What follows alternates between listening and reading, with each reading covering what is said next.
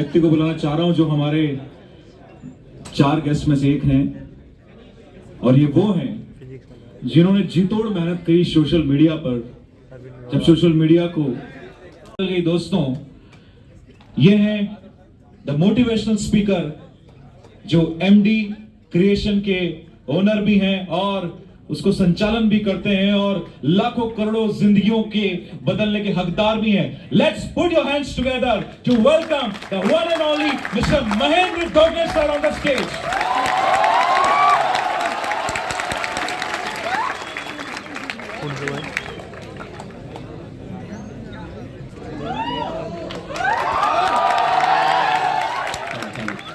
कैसे आप सभी लोग?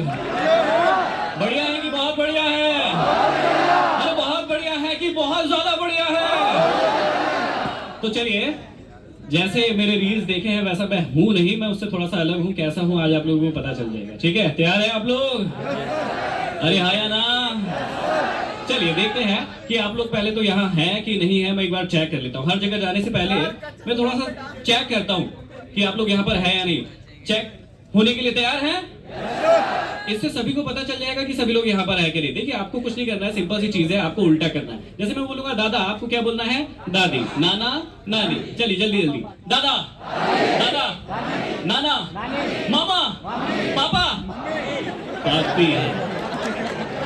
कह रहे नहीं है, लेकिन पापा की जोड़ी पापी से ऐसे काम नहीं चलेगा भैया, यहीं पर रहना पड़ेगा क्योंकि हम लोग बहुत दूर से आए हैं आपको कुछ सिखाने। क्या आप लोग सीखने के लिए तैयार? क्या नाम है?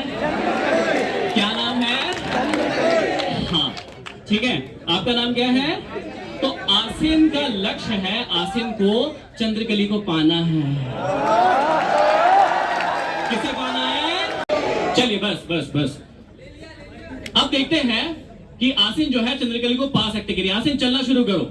जोरदार तालियां हो जाए आसिन के लिए, जोरदार जोरदार। कैमरा थोड़ी और कोशिश करो, थोड़ी और, थोड़ी और। चंद्रकली तुम मत हिलो, आसिन थोड़ी और मेहनत करो। हाँ हाँ हाँ, आप थोड़ा तो वेट करो। चलो कोई बात नहीं, आ जाओ। जोरदार तालियां हो जाए। मैं नहीं हूँ, मेरे को झपट्टा मार रहा है सर, मैं नहीं हूँ। चलो जोरदार तालियां हो जाए दोनों के लिए। पहले तो बैठ जाइए। पहला लेसन जो कि सबसे इंपॉर्टेंट है, उस वक्त आप एग्जैक्टली वहीं जाते हैं जहां पर आपको जाना होता है। लेकिन आप में से कई सारे बच्चे अभी भी, कई सारे लोग अभी भी अपनी एग्जैक्ट मंजिल जो है जानते नहीं है कि मुझे जाना कहां है। सेम आपके साथ हो रहा होगा कि एक व्यक्ति गया रेलवे स्टेशन पर, उसने टिकट मास्टर से कहा कि मुझे टिकट दे दो। उसने पूछा कहां जाना है? उसने कहा मुझे टिकट दे दो। उसने कहा अरे बताओ कहां जाना है? उसने कहा तेरे को समझ नहीं आ रही मेरा लेसन। पहला लेसन फिर से बोल दो। दूसरा लेसन सीखने के लिए तैयार हो? दूसरा सबसे इंपॉर्टेंट लेसन है, लेकिन फिर से मेरी आदत है, मैं बोल के नहीं दिखाऊंगा, करके दिखाऊंगा। तैयार हो? फिर से कोई भी आ जाओ। अब नहीं चंद्रकली नहीं बनाऊंगा, जल्दी आ जाओ। दूसरा लेसन जो कि सबसे इंपॉर्टेंट है आपकी लाइफ के लिए, ऐसे आएगा, ऐसे आएगा। हाँ वेरी गुड। आइए पोजीशन में आइए, गिनना शुरू करें। चलिए बोलिए। 1 2 3 4 5 6 7 8 9। बस ऐसे ही पोजीशन में रहिए। 5 ना आपको आपके माता पिता के लिए लगाना है। किसके लिए लगाइए? 1 2 3 4 5। बस रुकिए रुकिए, अभी अभी रुकिए। सुनो सुनो सुनो, अरे चुप रहो। देखो देखो, 3 ना आपको अपनी होने वाली पत्नी के लिए लगाना है। 1 2 3। खड़े हो जाइए, जोरदार तालियां हो जाए उनके लिए। बैठ सकते हैं, बैठ सकते हैं। Thank you very much. दूसरा के बारे में पता होना चाहिए। आपको पता चल गया कि मुझे जाना कहां है, लेकिन उससे काम नहीं। सबसे पहले लक्ष्य बनाइए, पता कीजिए कि जाना कहां है। दूसरा और सबसे इंपॉर्टेंट चीज है कि भैया अपनी ताकत पहले जान लो कि मैं कहां पर हूं, पानी में कितने खड़ा हूं, उसके बाद आगे की तैयारी शुरू कीजिए। कई सारे लोग अपने आप को बहुत बहुत ज्यादा आंक लेते हैं, लेकिन जब रिजल्ट आता है तब समझ में आता है यार मैं तो बहुत कम था। या फिर कई लोग अपने आप को बहुत कम आंक लेते हैं और फिर रिजल्ट आता है तब पता चलता है यार मैं तो बहुत अच्छा था। तो पहला लेसन कहाँ क्या है? जाना कहाँ है। दूसरा, आपकी ताकत का आपको पता होना चाहिए। अब तीसरा और सबसे इंपॉर्टेंट लेसन देखिएगा, बहुत इंपॉर्टेंट है ये। कई बच्चे मुझसे पूछते हैं, कई लोग मुझसे पूछते हैं कि हम बहुत मेहनत करते हैं लेकिन सफल नहीं हो पाते हैं। हमने अपना 100% दे दिया लेकिन उसके बाद भी सफल नहीं हो पा रहे हैं, क्या कारण है? तो ये तीसरा जो लेसन है वो आपकी लाइफ के लिए सबसे इंपॉर्टेंट है। सुनिएगा, आपसे रिलेट करके बताता हूं, बड़ा मजा आने वाला है। तैयार है? जोर से बोलिए। जय माता दी। कार्तिक भाई ने बोला तो जय माता दी। देख जोर से बोलिए। तो देखिए, तीसरा जो सबसे इंपॉर्टेंट लेसन है कि जब भी आपको लगे कि आपने अपना 100% दे दिया, 100% दे दिया, उसके बाद भी सफलता नहीं मिल रही है, तो मेरी इस बात को, इस एग्जांपल को हमेशा याद रखिएगा। आप में से कई बच्चे शायद ऐसे होंगे जिनकी एंगेजमेंट हुई होगी या नहीं भी हुई है, तो कोई टेंशन लेने की जरूरत नहीं है, हो जाएगी। इस एग्जांपल को देखिएगा। एंगेजमेंट और शादी के बीच में एक टाइम होता है, सबको पता है, यस और नो, है ना? और जैसे ही एंगेजमेंट होती है, पहला दिन खत्म हो, किसी को पसंद करते हैं, उसके बाद भी ऐसा ही होता है, तो रिलेट कर सकते हैं। हो गई? नहीं हुई। अब क्या हुआ? इधर से वेट कर रहे हैं कि उनका मैसेज कब आएगा, और उधर से भी वेट चल रहा है कि उनका मैसेज कब आएगा। बड़ी। फिर उसके बाद आया पहला, क्या आया? पहला। और फिर एक्साइटमेंट बढ़ने लगी। शुरू में क्या होता है कि बड़ा मजा आता है बात करने में। अब क्या होता है, धीरे धीरे पहले 2 मिनट बात होती है, फिर 5 मिनट, फिर 10 मिनट, और बातें बढ़ने लगती है, बातें बढ़ने लगती है। अब दिन भर बात चल रही है, सारी चीजें, एक एक चीजें बता रहे हैं। क्या खाया, क्या पिया, क्या बनाया, सारी चीजें। अब दिन में तो बात हो ही रही थी, लेकिन बात शुरू हो जाती है रात में भी। रात भर बात कर रहे हैं, कोई फर्क नहीं पड़ रहा है। उधर से बोल रहे जानू सो जाओ, नींद नहीं आ रही क्या? ये कह रहा है बिल्कुल नहीं आ रही, और बात करो। मतलब देखिए, अब उधर से बोल रहे हैं कि खाना खा लो, कह रहे नहीं बाद में खा लूंगा, पहले बात करो।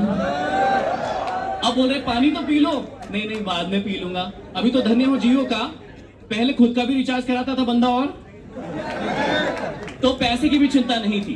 अब ये एग्जांपल क्यों बताया, ध्यान से सुनिएगा। कई लोग बोलते हैं मुझे कि लाइफ में हमने 100% दे दिया लेकिन उसके बाद भी सफलता नहीं मिल रही है। तीसरा और सबसे महत्वपूर्ण लेसन है कि जिस दिन आज आप एक लड़का या लड़की से इतना प्रेम कर रहे हो कि उसके लिए ना आपको भूख लग रही है, ना नींद आ रही है, ना प्यास लग रही है, ना पैसे की चिंता कर रहे हो। मैं बहुत सिंपल सी बात समझाना चाहता हूं कि जिस दिन आप अपने लक्ष्य से उतना प्रेम करने लगेंगे कि उस लक्ष्य के लिए ना आपको भूख लगेगी, ना प्यास, ना नींद आएगी, ना चैन, और ना ही आपको पैसों की चिंता होगी, उस दिन दुनिया की कोई ताकत आपको उस लक्ष्य को पाने से नहीं रोक सकती। सबसे इंपॉर्टेंट चीज है, आप कहते जरूर हो कि मैंने 100% दे दिया, लेकिन वो 100% कहीं और लग रहा है। आप इस बात को समझ ही नहीं पा रहे हो। ये 4 उंगली का फंडा हमेशा याद रखना। कितनी उंगली है जीवन में? ये 4 उंगली का फंडा हमेशा याद रखना। जब भी कभी टेंशन हो कि क्या करना है, ये 4 उंगली का फंडा याद रखना। सबसे पहले रखना है अपने माँ बाप को। किसको? जोर से बोलिए। दूसरे नंबर पे रखना है बाबू को। गलत, फिर से देखिएगा, मैं यही सुनना चाह रहा हूं कि क्या बोलना चाह रहे हैं। देखिए, सबसे पहले रखना है माँ बाप को नहीं, जीवन में सबसे पहले रखना लक्ष्य को। किसको रखना? उसके बाद दूसरे नंबर पे रखना माँ बाप को। किसको? क्यों रखवा रहा हूं वो भी बताऊंगा। तीसरे नंबर पे रखना, हाँ रख लेना, हाँ मेरे को पता है, बड़ी चिंता थी। और चौथे नंबर पे रखना पूरी दुनिया को। फिर से एक बार हो जाए, पहले नंबर पे लक्ष्य, सबसे ऊपर लक्ष्य होना चाहिए। दूसरे पे पापा मम्मी को। तीसरे पे बस यही गड़बड़ हो जाती है। ये तीसरी उंगली जो है ना, वही गड़बड़ कर रही है। पहले पे हम लक्ष्य को रखते हैं दिन में, कब? हाँ ऐसे बताते हैं कि नहीं मुझे तो ये बनना है, मुझे तो ये करना है, लेकिन जैसी रात हुई, फोन पे बात शुरू हुई, तुम ही मेरे लिए सबसे ऊपर हो। बात समझ में आ रही है? बस यही गड़बड़ी है। ये तीसरी उंगली की गड़बड़ी जिस दिन आपने सुधार ली कि ये उंगली को आप यहाँ रात में रखते हो और दिन में फिर बदल लेते हो, इसको जिस दिन बदलना छोड़ दिया, आपकी लाइफ में आप अपने सारे लक्ष्यों को प्राप्त कर पाएंगे। आपके बहुत। और अंतिम सीख जो कि सबसे इंपॉर्टेंट है आप सभी के लिए, जानने के लिए तैयार हैं? इसको थोड़ा सा फील करने की कोशिश कीजिएगा क्योंकि बड़ा मजा आने वाला है। आप में से सभी लोग कभी ना कभी पिकनिक गए होंगे, यस और नो? पिकनिक पर जाने से पहले हम लोग क्योंकि मिडिल क्लास फैमिली से बिलोंग करते हैं तो हमें एक बार में कभी भी माँ बाप पिकनिक पर जाने के लिए हाँ नहीं बोलते। मेरे को तो कभी नहीं बोलते थे, हमेशा एफर्ट लगाने पड़ते थे, प्लीज चले जाने दो ना। कोई कोई तो खाना भी बंद कर देता था, साइड में पार्ले जी का बिस्कुट का पैकेट फोड़ के खा रहा होता था, है ना। लेकिन हम पूरे एफर्ट लगाते थे, जिद्दी थे, जिद करते थे।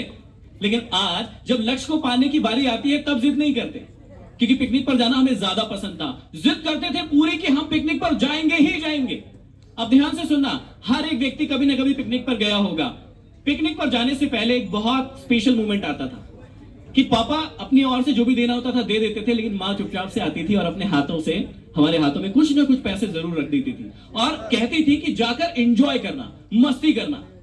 अब ध्यान से सुनना कि हम पिकनिक पर जा रहे हैं, यहां पर दो प्रकार के इंसान हैं। कितने प्रकार के इंसान? दो प्रकार के। पहला व्यक्ति जो पिकनिक पर जा रहा है वो अपने पूरे पिकनिक को एंजॉय कर रहा है, मस्ती कर रहा है, मजे कर रहा है, खूब सारा खा रहा है, जो मम्मी ने रखा था वो दूसरों को के साथ भी शेयर कर रहा है, उसे बहुत मजा आ रहा है, सारी एक्टिविटी में पार्ट ले रहा है, खूब एंजॉय कर रहा है। लेकिन जो दूसरा वाला बंदा है वो कहीं भी हिस्सा नहीं ले रहा है। उसको जो खाने के लिए दिया वो खुद भी छुपा छुपा के खा रहा है और दूसरों को भी नहीं बांट रहा है और सबके साथ लड़ाई कर रहा है, परेशान कर रहा है। और हर पिकनिक में एक इस प्रकार का व्यक्ति होता ही है जो पूरे पिकनिक को खराब करता है। अब ध्यान से सुनना, ये दोनों पिकनिक पर जाएंगे, ध्यान से सुनना, ये दोनों पिकनिक पर जाएंगे तो घर वापस आएंगे या नहीं? आएंगे या नहीं? पहला व्यक्ति भी पिकनिक से घर पर आएगा और दूसरा वाला व्यक्ति भी पिकनिक पर घर से जरूर आएगा, लेकिन पहला वाला भी मस्ती में आएगा। जितनी मस्ती में वो घर गया था, पिकनिक गया था, उतनी ही मस्ती में वापस घर आएगा कि चलो यार जल्दी से अब मुझे मम्मी पापा को बताना है कि मैंने वहां पर क्या क्या किया। ये घर आएगा, बैग भी नहीं उतारेगा और बोलेगा अरे यार मम्मी पापा मैं क्या बताऊं, भाई क्या बताऊं, बहुत मजा आया यार, मैंने खूब मस्ती की, मैंने हर चीज जो आपने ली थी वो दूसरों के साथ शेयर की, मैंने हर एक्टिविटी में पार्ट लिया। लेकिन यहीं पर होगा दूसरा वाला व्यक्ति। दूसरा वाला व्यक्ति आएगा घर पे और क्या करेगा? वो किसी से बात नहीं करेगा, वो किसी से बात नहीं करेगा। जैसे मम्मी पूछेगी बेटा क्या हुआ क्या हुआ, अरे यार रहने दो यार, परेशान मत करो मेरे को, लड़ाई हो गई थी मेरी, बहुत परेशान हूं मैं, और वो अपने रूम में जाकर बंद हो जाएगा। माँ बाप को टेंशन होगी कि क्या हो रहा है, क्या हुआ इसके साथ। अब जो मैसेज देने वाला हूं वो सबसे इंपॉर्टेंट है, ध्यान से सुनिएगा और इस मैसेज को फील करने की कोशिश कीजिएगा क्योंकि यही है दुनिया का असली सच। हम सभी लोग ना अपने जीवन में एक पिकनिक पर आए हैं। यह निश्चित है कि हमें इस पिकनिक से एक न एक दिन अपने घर, अपने उस परम पिता के घर वापस जरूर जाना है। मुझे नहीं पता किसका पिकनिक कितने दिन का है, किसी का 1 दिन का होता है, किसी का 1 महीने का होता है, कोई 10 साल में मरता है, कोई 20 साल में, कोई 100 साल में। मुझे नहीं पता कि ये पिकनिक कितने दिनों का है, लेकिन एक बात मुझे पक्की पता है कि हर एक इंसान को उस पिकनिक से घर जरूर जाना है। मेरा प्रश्न आप सभी से यह है कि आप वो पहले वाला इंसान बनोगे, आप वो पहले वाले इंसान बनोगे जो कि जब परम पिता के घर वापस जाओगे तो कहोगे कि मजा आ गया यार, मजा आ गया, जहां पर आपने भेजा था पिकनिक के लिए मैंने खूब एंजॉय किया, जितनी भी स्किल्स आपने मुझे दी थी मैंने उसको बहुत अच्छे से प्रयोग किया, मैंने हर व्यक्ति की मदद की, जो भी चीजें आपने मुझे दी थी सिर्फ मैंने अपने पास नहीं रखी, मैंने सब में बांटी। या फिर आप दूसरे वाले बनोगे, दूसरे वाले बनोगे और जाओगे और वहां पर गिड़गिड़ाने लगोगे कि सब कुछ बर्बाद हो गया, सब कुछ खत्म हो गया, आपने इतनी अच्छी जगह भेजी थी लेकिन मैं कुछ भी लाभ नहीं उठा पाया, मैंने कुछ भी नहीं किया, बस सोता रहा, दूसरों को गालियां देते रहा, दूसरों को कोसते रहा और मैंने अपना पूरा का पूरा जो पिकनिक है उसको खराब कर लिया। प्रश्न आपके सामने है, प्रश्न आपके सामने है कि आप पहला वाला बंदा चाहते हैं या दूसरा वाला? पहला वाला या दूसरा वाला? तो जिंदगी में एक बात हमेशा याद रखना कि बड़ा नौकर बनने से अच्छा है छोटा मालिक बन जाना। आप जीवन में हमेशा खुश रहेंगे। Thank you very much. सौगात आइए सकली।